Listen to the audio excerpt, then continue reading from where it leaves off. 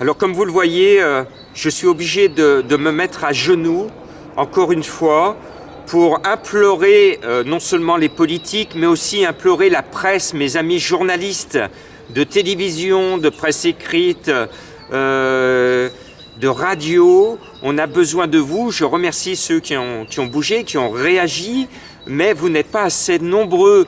Je pense, et moi je suis journaliste, j'appelle les médias à réagir tout de suite et je vous appelle au secours, je suis à genoux. Amis journalistes, réveillez-vous, on a besoin de votre aide pour dire que ce bâtiment qui est derrière moi, qui est muré, peut sauver des vies. Nous, ce qu'on demande, c'est qu'il y ait une réquisition militaire de ce bâtiment, que les militaires investissent l'ex-clinique du Tonkin qui est murée pour mettre tout le matériel médical et faire un hôpital de renfort par rapport au coronavirus. Alors c'est vrai que la période est difficile, que normalement on doit rester chez nous, mais effectivement on n'a pas assez de médias qui relayent l'information, on n'a pas assez de gens qui suivent justement le problème des sans-abri, même si de temps en temps ils nous font des petits articles dans le journal, mais c'est pas suffisant parce qu'il faudrait qu'on soit il faudrait qu'ils soient eux aussi sur le terrain, sans vraiment trop s'exposer non plus. Mais il faut vraiment qu'on ait les médias, qu'on puisse leur montrer nos actions, qu'on puisse leur expliquer ce qu'on a envie de faire, et aussi avoir des élus qui nous suivent encore et encore. Donc voilà l'appel d'aujourd'hui.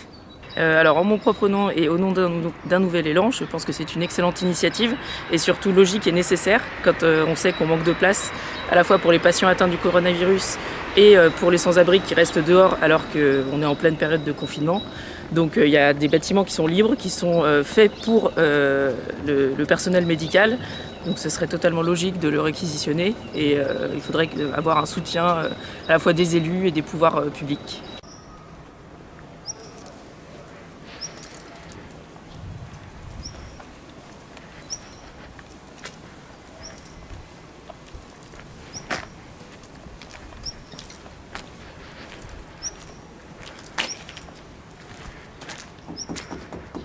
Oui, on frappe à la porte de la clinique du Tonkin qui pourrait être référente pour le coronavirus, qui pourrait être référente pour les sans-abri, qu'on puisse avoir des lits supplémentaires. Il y a tout ce qu'il faut.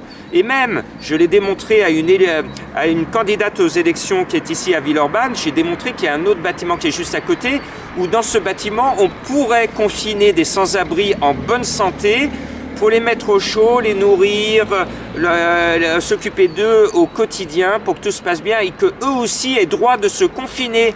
Parce qu'actuellement à Lyon, nos sans-abri qui sont complètement abandonnés, malgré il y a beaucoup de choses qui se font. Je ne dis pas que rien ne se fait, il y a énormément de choses qui se font et je remercie tous ceux qui se battent, le SAMU social, la préfecture, qui font des choses, ils le font.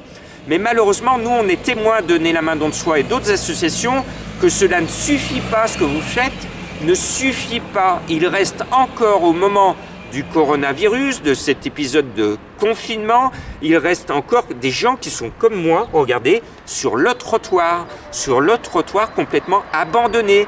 Je crie au secours s'il vous plaît, réquisitionnez cette ex-clinique du Tonkin pour le coronavirus et pour les sans-abri. Le sort des sans-abri a toujours été quand même un point important pour nous, mais alors si on est élu, on pourra avoir bien sûr plus de manœuvres. En attendant, on peut déjà promouvoir le projet à notre échelle, oui. Et interpeller les élus qu'on est amené à côtoyer assez régulièrement, notamment au niveau de la métropole. Très bien. Eh ben, on a besoin des élus qui se mobilisent, on a besoin de la presse pour se mobiliser. Merci à vous. Merci surtout à l'association Donner la main don de soi. Merci. Et sachez qu'il y a d'autres anciens lieux hospitaliers sur l'agglomération lyonnaise, je pense au Grand Large, et il y a d'autres structures qui sont également en état d'abandon et qui pourraient eux aussi être réquisitionnés.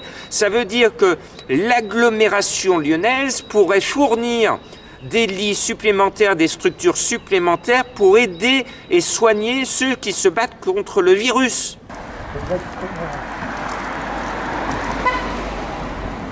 Et puis surtout, je voudrais terminer sur le fait que je salue, on les oublie, tous ceux qui sont en train à l'hôpital de lutter contre plein de maladies. Je pense à Nasser qui a une maladie rare au cervelet que j'essaye de soutenir. Il a besoin de 30 000 € pour ses soins.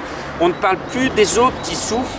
Et donc je voudrais terminer ce message en disant qu'on ne vous oublie pas. Vous qui êtes sur un lit d'hôpital pour lutter contre une grave maladie, tous ces enfants qui ont des cancers rares qui sont à l'hôpital, ces familles qui se battent pour aider un proche qui est bien malade, d'autres choses que le coronavirus, je peux vous dire qu'on pense à vous, on ne vous oublie pas, et votre combat c'est le nôtre. Donnez la main dans le soi, on est sur le terrain, vous voyez, on prend des risques, mais pour sauver des vies, c'est marqué sur notre maillot.